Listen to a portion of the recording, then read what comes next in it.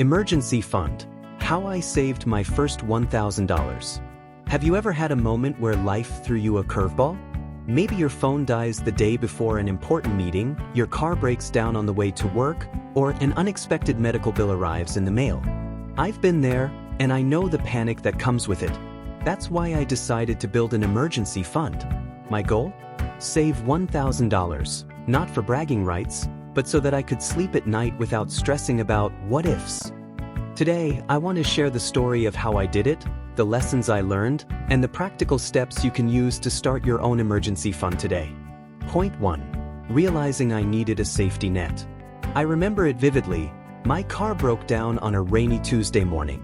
I had just gotten off work, looking forward to dinner with friends, when my phone rang.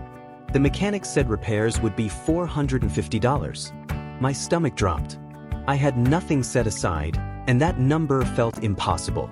I swiped my credit card in desperation, but the high interest and looming debt gave me a sick feeling in my chest. That's when I realized I needed a safety net, a financial buffer that could protect me from these surprises. I started thinking differently. My emergency fund wasn't just money sitting in a bank account.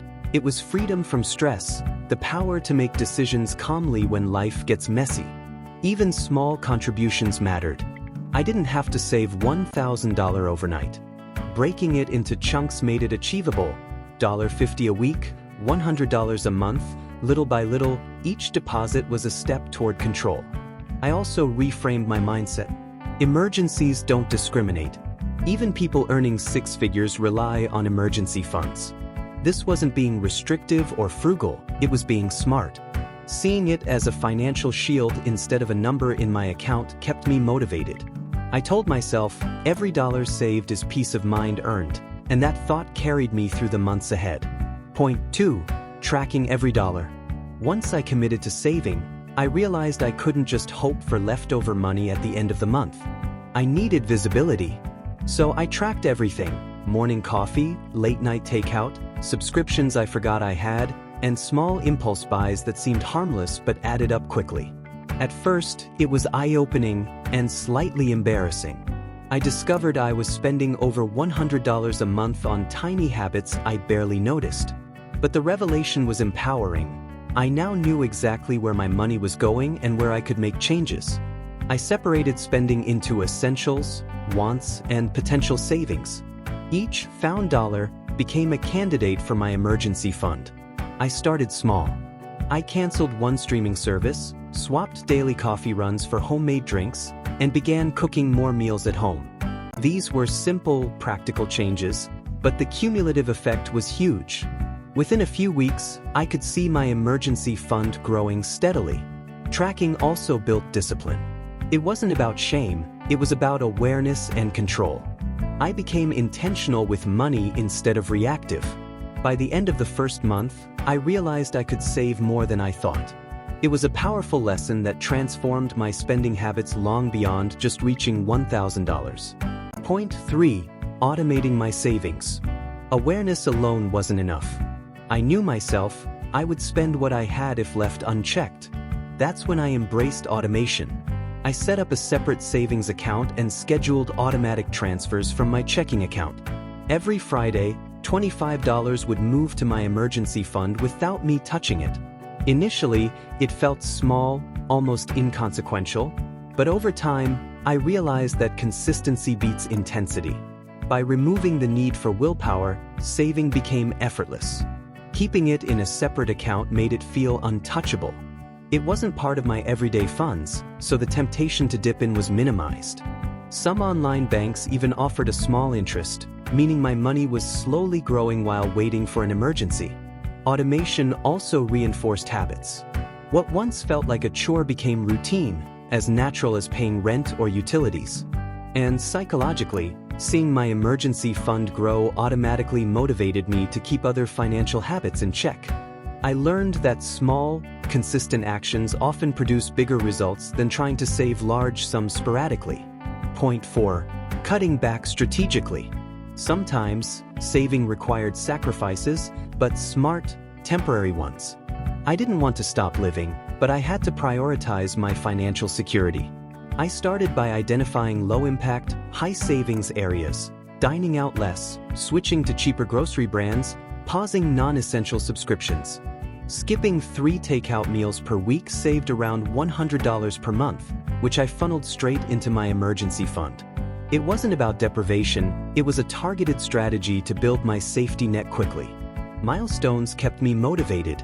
Each $250 saved felt like a victory, reinforcing my progress. Celebrating these small wins boosted morale and encouraged me to keep going. Over time, these conscious spending decisions became habitual, and once the $1,000 goal was reached, I could reintroduce some of the cutback expenses without breaking the habit of saving. The key lesson? Strategic cuts are temporary, purposeful, and empowering. They aren't punishment, they're investment in future security. Point 5. Leveraging extra income. To speed up progress, I tapped into extra income sources. I sold and used items, old electronics, clothes, and books. I picked up freelance gigs, tutoring, and side projects. Every extra dollar went straight into my emergency fund. The psychological effect was massive. This found money felt like a boost, accelerating progress without touching my primary budget. Side hustles didn't replace my main job. They supplemented my savings. Extra income not only grew my emergency fund faster, but it also instilled an income mindset. I started thinking about money differently, how to earn intentionally, how to save deliberately. By the time my emergency fund reached $1,000, I felt empowered, knowing I had options in case of unexpected costs. Point 6. Maintaining discipline and mindset. Saving money isn't just numbers, it's a mental game. Temptations arise constantly: sales, peer pressure, or emotional spending. I kept my goal in mind by visualizing the end result, the peace of having $1,000 ready for emergencies.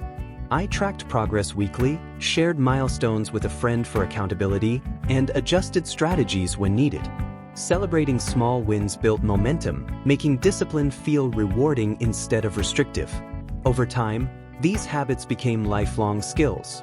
Tracking, automating, cutting strategically, and leveraging extra income made future goals, like investing or buying a home, less intimidating. The $1,000 emergency fund wasn't just a number, it was a foundation for financial confidence. By understanding why an emergency fund matters, tracking expenses, automating savings, cutting strategically, earning extra, and maintaining discipline, I built my first $1,000. But the real win wasn't just the money, it was the confidence, security, and habits that will last a lifetime. You don't need a huge income to start, just consistency, discipline, and a plan. If you want practical money tips every week, subscribe to the channel and hit the bell.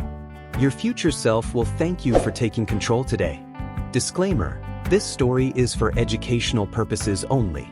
Always do your own research or consult a licensed financial advisor before making financial decisions.